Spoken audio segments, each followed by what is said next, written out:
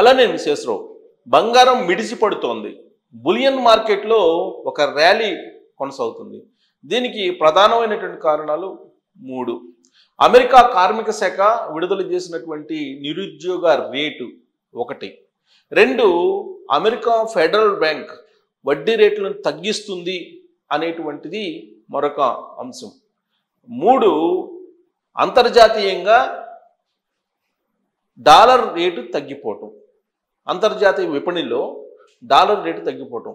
రూపాయితో పోల్చుకుంటే కాదు సుమా, అంతర్జాతీయ వాణిజ్యంలో డాలర్ యొక్క ప్రాధాన్యత పడిపోతుంది. As of now 12% dollar value అంతర్జాతీయ వాణిజ్యంలో పడిపోయింది అని చెప్తున్నారు. ఈ 3 ప్రధానమైనటువంటి అంశాలు బంగారం రేటు పెరగడానికి కనిపిస్తూ ఉన్నాయి. అయితే వీటిని ఎంతవరకు ప్రభావితంగా తీసుకొని ఇంకా ఎంత పెరిగే అవకాశం ఉంది బంగారం అనేదాన్ని మాత్రం ఎవరు ఇతిమిద్దంగా అంచనా వేయలేకపోతున్నారు. దానికి కారణం ఏంటంటే ప్రపంచవ్యాప్తంగా నెలకొన్నటువంటి అనిశ్చితి పరిస్థితి. దీనికి తోడు అసలు ఎందుకు అమెరికా డాలర్ని అంతర్జాతీయ విపణిలో దూరంగా పెడుతున్నారు, అలాగే ట్రెజరీ బాండ్స్ అమెరికా ఫెడ్ వద్ద ఉన్నటువంటి ట్రెజరీ బాండ్స్ని ఎందుకు ఉపసంహరించుకుంటున్నాయి ప్రపంచంలో ఉన్నటువంటి ఆయా దేశాలు అని చెప్పి మనం విశ్లేషణ చేస్తున్నట్టు ప్రయత్నం చేద్దాం. సాధారణంగా మన దగ్గర ఏదైనా డబ్బున్నా, లేదంటే గోల్డ్ ఉన్నా, లేదంటే విలువైనటువంటి వస్తువులు ఉన్నా, సపోజ్ మనం మన ఇంట్లో భద్రపరచుకోలేనటువంటి పరిస్థితిలో నమ్మకమైనటువంటి చోట సెక్యూరిటీగా ఉంటుంది అని ఒక భావనతో ఎక్కడైనా మనం పెడుతూ ఉంటాం. సపోజ్ బ్యాంకులో లాకర్లోనే పెడతాం అనుకున్నాం. లాకర్లో పెట్టినప్పుడు ఆ బ్యాంకే ఆ లాకర్లని ఓపెన్ చేసి తీసుకోవటము, లేదంటే ఆ బ్యాంకు మళ్ళా తిరిగి మనం తీసుకోవడానికి వెసులుబాటు ఇవ్వకపోవటము కల్పిస్తే ఆ బ్యాంక్ మీద మనకు నమ్మకం ఉంటుందా? ఉండదు కదా, పోతుంది కదా. అలాగే అమెరికా ఫెడ్ అంటే అమెరికాకి రిజర్వ్ బ్యాంక్ లాంటిది, భారతదేశానికి రిజర్వ్ బ్యాంక్ లాంటిదో అమెరికా ఫెడ్ అనేది అమెరికాకి రిజర్వ్ బ్యాంక్ లాంటిది. దాంట్లో ట్రెజరీ బాండ్స్ని కొనుగోలు చేశాయి ప్రపంచవ్యాప్తంగా ఉండే అన్ని దేశాలు డాలర్స్లో. అంటే ఆ ట్రెజరీ బాండ్స్ని కొనుగోలు చేస్తే డాలర్స్ని కొనుగోలు చేసి సేవ్ చేసి పెట్టుకుంటాయి అనమాట. ఈ విధంగా $300 బిలియన్ కొనుగోలు చేసింది రష్యా. అది ఫెడ్ వద్ద ఉంచింది, దాచుకుంది దేశం యొక్క భద్రత కోసం. ఇప్పుడు అనేక ఆంక్షలు పెడుతూ, ఉక్రెయిన్ రష్యా యుద్ధం జరుగుతుంది కాబట్టి అనేక ఆంక్షలు పెడుతూ ఆ $300 బిలియన్ సీజ్ చేసేసింది అమెరికా. ఇది గమనించినటువంటి ప్రపంచ దేశాలు ఎప్పటికైనా అమెరికాతోటి ప్రమాదమే. అమెరికా ట్రెజరీలో ఫెడ్కు ఉన్నటువంటి ట్రెజరీస్లో కనుక మన ట్రెజరీ బాండ్స్ కనుకుంటే, మన బాండ్స్ కనుకుంటే ఎప్పటికైనా ప్రమాదమే అనేటువంటి ఉద్దేశంతో క్రమంగా మిగతా దేశాలు కూడా విత్డ్రా చేసుకుంటున్నాయి అమెరికా ఫెడ్ నుంచి ట్రెజరీలో ఉన్నటువంటి డాలర్స్ని. అంటే విత్డ్రా చేసుకొని ఆ అమౌంట్ని, ఆ ట్రెజరీ బాండ్స్ని అమ్మేసి ఆ అమౌంట్ని ఎక్కడ పెడుతున్నాయి? ఇప్పుడు సేఫెస్ట్ ప్లేస్ ఏంటి? బంగారం కొనుగోలు చేసి పెట్టుకుంటున్నాయి. ఏ దేశానికి ఆ దేశం బంగారం కొనుగోలు చేసుకుని పెట్టుకుంటున్నాయి. సో దీనికి కారణం ఏంటి? రష్యాకి సంబంధించిన $300 బిలియన్ ట్రెజరీ బాండ్స్ని సీజ్ చేయటం అమెరికా. దాంతో అపనమ్మకం కలిగింది అమెరికా మీద. ఇది ఇంపార్టెంట్ పాయింట్. ఈ విషయం కారణంగానే ప్రపంచంలో బంగారం రేటు పెరుగుతుంది. ఇది ఎంత దూరం వెళ్తుందో కూడా అంచనా వేయలేకపోతున్నారు. ఇప్పుడు నరేంద్ర మోడీ గారు, భారత ప్రధానమంత్రి గారు చాలా తెలివిగా, అందుకే బహుశా అమెరికా అధ్యక్షుడిగా బాధ్యతలు స్వీకరించిన తర్వాత నరేంద్ర మోడీ గారి గురించి ట్రంప్ వ్యాఖ్యానించారు, ఆయన మంచి బేరగాడు, తెలివిగలవాడని. నరేంద్ర మోడీ గారు ప్రపంచవ్యాప్తంగా జరుగుతున్న పరిస్థితులు, ప్రత్యేకించి రష్యా ఉక్రెయిన్ యుద్ధం జరుగుతున్న తర్వాత మొదలైన తర్వాత ప్రపంచవ్యాప్తంగా జరుగుతున్నటువంటి పరిణామాలను గమనించి విదేశాల్లో ఉండేటువంటి మన బంగారాన్ని తీసుకొచ్చారు. లండన్లో మన బంగారం ఉంది, దాన్ని కొన్ని టన్నుల బంగారం, ఆ టన్నుల బంగారాన్ని తీసుకొచ్చారు, మన దేశానికి తీసుకొచ్చారు, ట్రెజరీలో పెట్టారు. ఇప్పుడు మన ఆర్బీఐ దగ్గర ఉంది. అలాగే అమెరికా ఫెడ్ వద్ద ట్రెజరీ బాండ్స్ రూపంలో 20 లక్షల కోట్ల రూపాయలు, మన రూపీస్లో 20 లక్షల కోట్ల రూపాయలు ఉన్నాయి అమెరికా వద్ద. మన ట్రెజరీ ఫెడ్ వద్ద ఉండేటువంటి ట్రెజరీలో అంటే డాలర్స్, వాటిని కూడా తగ్గించేశారు. గత 2 సంవత్సరాల నుంచి అమెరికా ఫెడ్ నుంచి ఆ ట్రెజరీ బాండ్స్ను అమ్మేసి డాలర్స్ను ఉపసంహరించుకొని గోల్డ్ మీద పెట్టేశారు నరేంద్ర మోడీ గారు. అందుకే భారతదేశం ఇప్పుడు లాస్ట్ 1 year నుంచి టన్నుల కొద్ది బంగారాన్ని కొంది భారతదేశం. చైనా కూడా అదే పని చేసింది. మిగతా దేశాలు కూడా, ఫ్రాన్స్ లాంటి దేశాలు ఇవన్నీ కూడా అదే పని చేస్తున్నాయి. ఎందుకు కారణం? అమెరికా మీద నమ్మకం అయింది. ఒకవైపు ఏమో అంతర్జాతీయ విపణిలో డాలర్ యొక్క మారకం అనేది బెంచ్ మార్క్ నుంచి వెళ్ళిపోతుంది.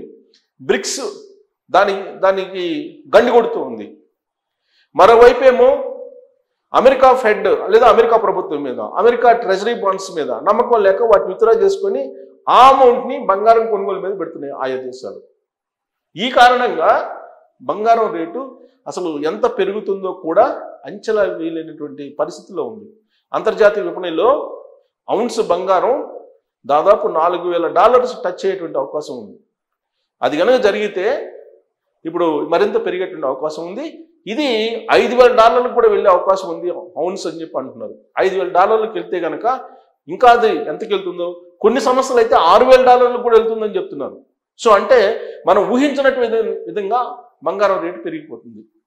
దానికి కారణం ఏంటంటే సామాన్యులు కొనుగోలు చేయటం కాదు, సామాన్యుల నుంచి వచ్చినటువంటి డిమాండ్ కాదు, అంతర్జాతీయంగా ఏర్పడినటువంటి యుద్ధ సమయం, అలాగే అంతర్జాతీయంగా ఏర్పడినటువంటి రాజకీయపరమైనటువంటి అనిశ్చితి, అంతర్జాతీయంగా ఆయా దేశాల్లో నెలకొన్నటువంటి పరిస్థితుల కారణంగా ఒక రకమైనటువంటి మాంద్యంలోకి వెళ్ళిపోతుంది ప్రపంచం.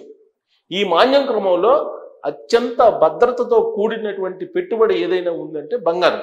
అందుకే ఆయా దేశాలు బంగారం మీద పెట్టుబడులు పెడుతున్నాయి.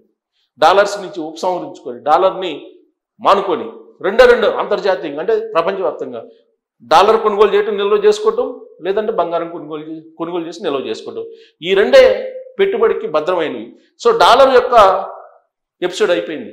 డాలర్ ఇప్పుడు అపనమ్మకం ఏర్పడింది డాలర్ మీద. సో ఇప్పుడు బంగారం మీద అందరు డిపెండ్ అయ్యారు. ఆ కారణం చేతనే ఇప్పుడు బంగారం రేటు విపరీతంగా పెరుగుతుంది. దీనికి తగ్గట్టు ఫెడ్ ఇంకా రేట్స్ తగ్గిస్తుంది. ఇది ఇంట్రెస్ట్ రేట్లు తగ్గించినప్పుడు మనం డిపాజిట్లు బ్యాంకుల నుంచి విత్డ్రా చేసేసుకుంటాం. అలాగే ఫెడ్ నుంచి విత్డ్రా చేసుకుంటున్నారు డాలర్స్ని తీసేసుకొని ఆ డిపాజిట్లను తీసేసుకొని ఎక్కడ పెడతారు? మళ్ళా బంగారం మీద పెడతారు. సో ఫెడ్ వడ్డీ రేట్లను తగ్గిస్తుంది అని చెప్పి అనుమానం వస్తేనే చాలామంది విత్డ్రా చేసుకుంటారు. ఇక తగ్గిస్తే ఎంతమంది విత్డ్రా చేసుకుంటారో ఆలోచించండి. ఇదొకటి. ఇంకొక కారణం, అమెరికాలో నిరుద్యోగత పెరిగిపోయింది. అక్కడ ఉన్నటువంటి అమెరికా కార్మిక శాఖ అనౌన్స్ చేసిన దాని ప్రకారం నిరుద్యోగిత మే, జూన్, జూలై ఈ 2 నెలలకి విడుదల చేశారు. నిరుద్యోగత పెరుగుతూ ఉంది. పెరుగుతున్న క్రమంలో అక్కడ ఆర్థిక మాంద్యం కనిపిస్తుంది, ద్రవ్యోల్బణం కనిపిస్తుంది. దీంతో బంగారం అసలు 2 లక్షలు దాటిపోయినా ఆశ్చర్యపోవసం లేదనే ఒక అంచనాకి కొన్ని సమస్యలు వస్తున్నాయి. దీనికి సంబంధించి నేను ఒక రిపోర్ట్ కూడా చూపిస్తాను.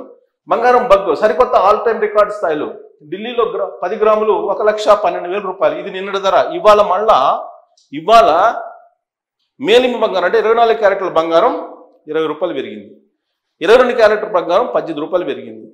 18 క్యారెట్ల బంగారం మళ్ళా ఒక ₹18 పెరిగింది. సో ఇవాళ కూడా స్వల్పంగా పెరిగింది బంగారం రేటు. ఒకే రోజు నిన్న ₹5,000 పెరిగింది, ₹5,080. ఏడాదిలో ₹33,800 పెరిగింది. అంటే ఎంత శాతం పెరిగింది? 43% పెరిగింది. 43% అంటే రూపాయికి ₹0.5 లాభం వస్తుంది బంగారం కొంటే. గత ఏడాది నుంచి ఏడాది కాలం క్రితం కొన్నటువంటి వాళ్ళకి ఆల్మోస్ట్ రూపాయికి ₹1.5 లాభం. అలా రూపాయికి ₹0.5 లాభం అంటే సగం రెట్టింపు. దేంట్లో కూడా ఇంత లాభం రాదు. దేంట్లో పెట్టుబడి పెట్టినా ఇంత లాభం రాదు. మ్యాక్సిమం 15% వస్తుంది, అంతకన్నా రాదు, లేదంటే 25% వస్తుంది. కానీ బంగారంలో ఇవాళ 43%, ఇది 50% చేరినా ఆశ్చర్యపోతుంది. ఇది యాక్చువల్ రిపోర్టు.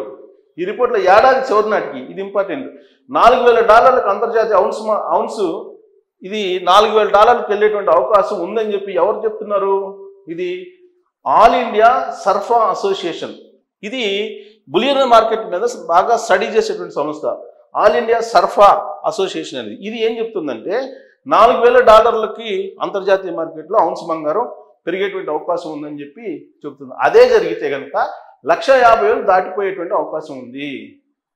అందుకే ఇప్పుడు సిల్వర్ మీద ఎక్కువగా పెట్టుబడులు పెడుతున్నారు. ఈ సిల్వర్ కూడా అంతర్జాతీయ మార్కెట్లో $50 చేరే అవకాశం ఉందని చెప్పి మోతీలాల్ ఓస్వాల్ ఫైనాన్షియల్ సర్వీస్ నివేదిక అంచనా వేసింది.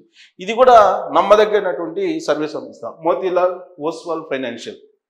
ఈ మోతీలాల్ ఓస్వాల్ ఫైనాన్షియల్ సర్వీసెస్ ఎప్పటికప్పుడు అంచనా వేస్తూ ఉంటుంది. దాని ప్రకారం కూడా మీకు బంగారంతో పాటు వెండి కూడా పెరిగేటువంటి అవకాశం ఉంది. అందుకే వెండికి ఇప్పుడు హాల్ మార్క్ ఇస్తున్నారు ఇండియాలో. సో రాబోయే రోజుల్లో వెండి కూడా బ్యాంకులో పెట్టుకుంటే డబ్బులు వచ్చేటువంటి అవకాశం ఉంటుంది. సో లోహాలు మోతీలాల్ ఓస్వాల్ ఏం చెప్తుందంటే ఫెడ్ రేట్లు, అంతర్జాతీయ ఆర్థిక అనిశ్చితులు వెరసి ఇదిగో బలహీనపడుతున్న డాలర్, ఈ 3 కారణాలు చూడండి ఇక్కడ చెప్పారు. బలహీనపడుతున్న డాలరు, తగ్గుతున్న ఫెడ్ రేట్లు, అంతర్జాతీయ ఆర్థిక అనిశ్చితి, ఈ 3 కారణాలు ఈ లోహాలు అంటే బంగారము, వెండి ఇవి నానాటికి పెరుగుతూ ఉన్నాయని చెప్పి మోతీలాల్ ఓస్వాల్ భావిస్తుంది. ఇది మల్టీ కమోడిటీస్ ఎక్స్చేంజ్లో సిల్వర్ ధర ఈ ఏడాదిలో ఇప్పటివరకు 37% పెరిగింది. బంగారం 48% పెరిగితే వెండి 37% పెరిగింది. అసలు వెండి బంగారం రెండు కూడా మనకి ఏది కొన్నా లాభమే. లాభపరంగా చూసుకుంటే కనుక వెండి కొనుగోలు చేసినా లాభం వస్తుంది బడ్జెట్లో. బంగారం ఇవాళ కొనే పరిస్థితి లేదు, దేశాలే పోటీ పడుతున్నాయి కాబట్టి మనలాంటి వాళ్ళు పోటీ పడే పరిస్థితి లేదు.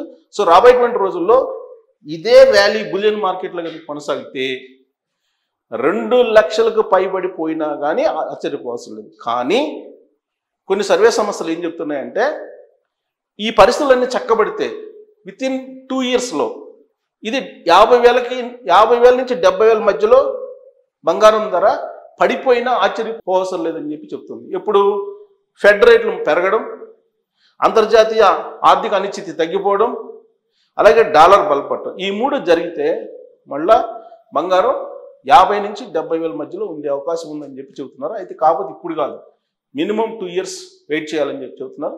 మరి ఇప్పుడు ఈ బంగారం బులియన్ మార్కెట్ ర్యాలీ ఈ మిడిసిపాటు ఇప్పటికిప్పుడు ఆగిపోయే అవకాశం ఉందా అనేది మీరు కూడా మీకు నాలెడ్జ్ ఉంటే కనుక ట్రోల్ చేయొచ్చు. Thank you.